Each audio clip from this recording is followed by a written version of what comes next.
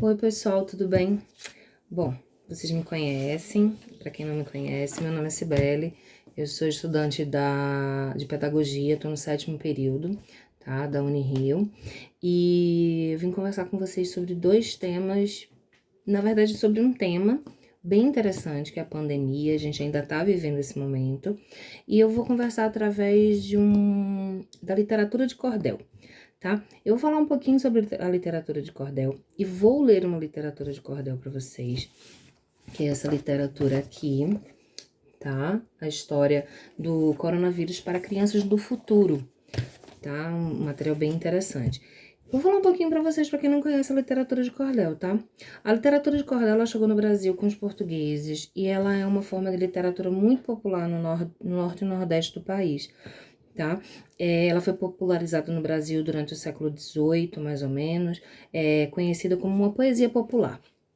Quem já visitou o Nordeste, ou quem é de lá como eu, conhece os repentistas, que são pessoas, né, são figuras que contam uma história de uma forma musicada, né, uma forma bem rimada.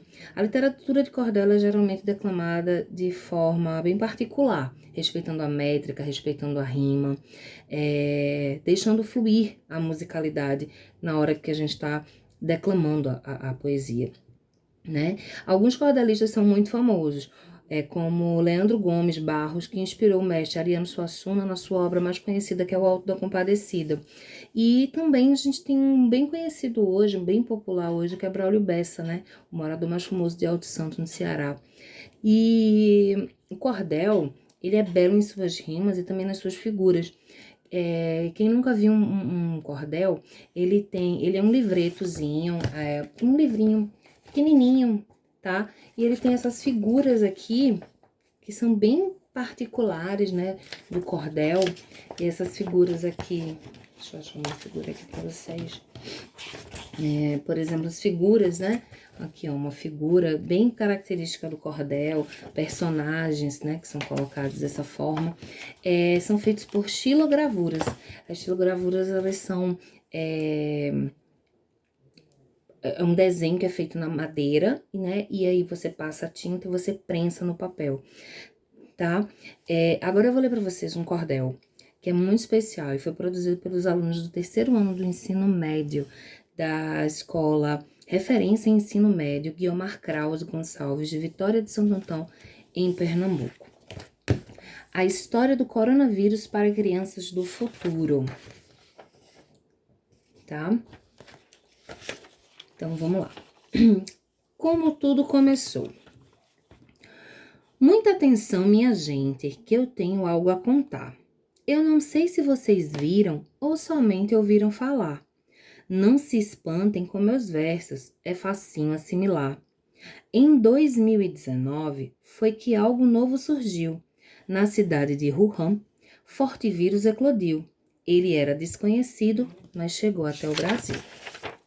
Virou notícia mundial, coronavírus seu nome, pois ao olhar sua imagem, lembram coroas de longe, arrodeando feito roupagem, na Covid-19 o pau come.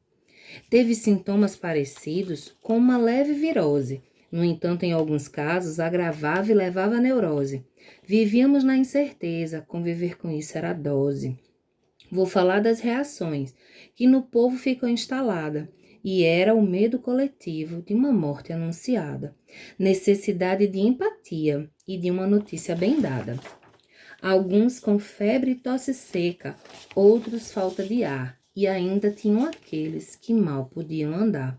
Diarreia, dor de garganta, falta de olfato e paladar.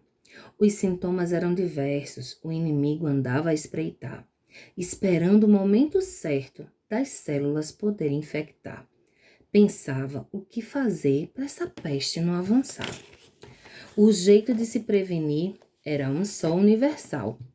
Precisava se isolar do convívio social, com respeito e solidariedade, porque saúde é vital. O uso de álcool 70% estava amplamente divulgado. Com um inimigo desse, tudo era tão danado. O melhor então era andar, sempre bem acautelado. Também era preciso lavar sempre as mãos, tendo sempre muito cuidado para evitar a infecção, nem deixar essa doença acabar em proliferação. Protegendo a si e aos irmãos, esses cuidados eram preciosos. Sem eles, crescia ainda mais, os números eram pavorosos. Máscaras ao sair de casa, protegidos, mas ansiosos. O mundo parou, o vírus foi crescendo e conquistando territórios, fazendo todos olharem para aquele presente inglório, impactados com a situação. Meu amigo, não foi fácil, não. O condenado cresceu tanto que virou uma pandemia, fazendo o mundo inteiro temer a essa horrível tirania. 2020 parou e até o comércio fechou, sem falar nos shoppings, lojas e restaurantes, principalmente as escolas, pois lá era o mais agravante. Quem preza as vidas resguardar, aceitou com pressa suas portas fechar. E no meio daquele caos, lá estavam os heróis, carregando o peso árduo da pandemia, por horas trabalhando. Deixavam suas famílias com suas próprias vidas arriscando. Essa rotina de incerteza massacrou o juízo da gente, assustou com muita tristeza todo aquele povo clemente. Bato palmas com alegria aos profissionais da linha de frente. E a nossa vida transformada era baseada em tecnologia. Foi ela que nos ajudou a suportar a pandemia. Com ela ficamos sabendo o que no mundo acontecia. Também ficamos cientes sobre as dúvidas desse assunto. Ela também manteve as pessoas sempre conectadas e junto, pois a distância não é nada quando no coração se tem uma morada. No isolamento era preciso ter calma e paciência, e o mais importante de tudo era acreditar na ciência. Com esperança da cura, ninguém podia entrar em demência. Também surgiram aos poucos muitas ideias criativas. Era live aqui e acolá, alegorias com iniciativas. Tudo era um meio de escape para a alegria voltar ativa. As pessoas mantinham a esperança na descoberta de uma vacina ou num remédio contra a doença para curar por meio da medicina. Para a melhora do mundo, um futuro bom seria nossa sina. O mundo então acordou, mantinha a chama da fé acesa e queria que o mal fosse exterminado do planeta. A humanidade se uniu, erradicando o mal e a tristeza. Bom, esse cordel ilustra pra gente um momento lá em 2019, início de 2020, todo 2020, quando a gente descobriu essa pandemia, que a gente ainda tá vivendo. E a escola, como que ficou a escola? A gente sabe muito como a escola ficou, né? A gente sabe que a escola parou, a escola voltou, a escola tá cercada de cuidados. Mas e dentro da nossa casa, que virou a escola? O que foi que mudou? Como vocês, pais, pensam que a escola vai ser daqui para frente? A gente ainda vive um novo normal. A gente ainda vive entre máscaras, álcool gel e a maioria dos nossos cuidados. As crianças a qual eu estou me dirigindo agora são crianças com menos de 11 anos ou de menos de 12 anos, que é no caso onde nesse momento, né, no dia 30 de setembro, a gente tem a vacina. Até os 12 anos, não podem se vacinar ainda. Então, essas crianças ainda vivem naquela sombra de pandemia muito forte.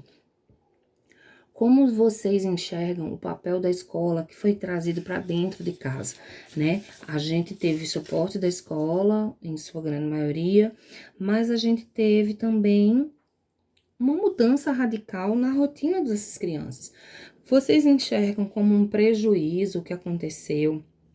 Vocês enxergam como uma nova modalidade, né, que os alunos possam estar abraçando? O que vocês esperam? A escola, a estrutura física de escola que a gente conhece de 50 anos atrás, era muito semelhante ao que a gente tinha antes da pandemia. Vocês acreditam que quando houver esse retorno 100% de um certo normal para a sala de aula, vai haver mudança? Será que o que aconteceu durante a pandemia mudou as crianças?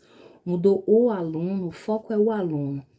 A criança como aluno, né? Qual a percepção de escola, né? Eu sei que tem muita criança que gostou de estar em casa, mas tem muita criança que já estava com saudade, né? É normal da criança sentir saudade da escola. Então é isso que eu deixo para vocês. Eu vou encaminhar algumas perguntas para vocês. Não precisam falar muito, mas eu queria levantar esse diálogo porque A gente entende que a mudança ela é precisa e ela acontece muitas vezes sem a gente nem querer. Vejam bem, muitas mudanças aconteceram ao longo dos anos. O que eram os celulares há 10 anos atrás, o que são agora, né? A tecnologia. Mas a escola teve ali no meio sempre aquela coisa mais padronizada. E uma pandemia, que é algo que ninguém esperava, veio e mudou tudo de uma forma tão radical, né? Então, são esses questionamentos que eu gostaria a contribuição de vocês. Eu agradeço muito, tá? A paciência de vocês por escutarem e por participarem disso. Muito obrigada, um cheiro no coração de todos.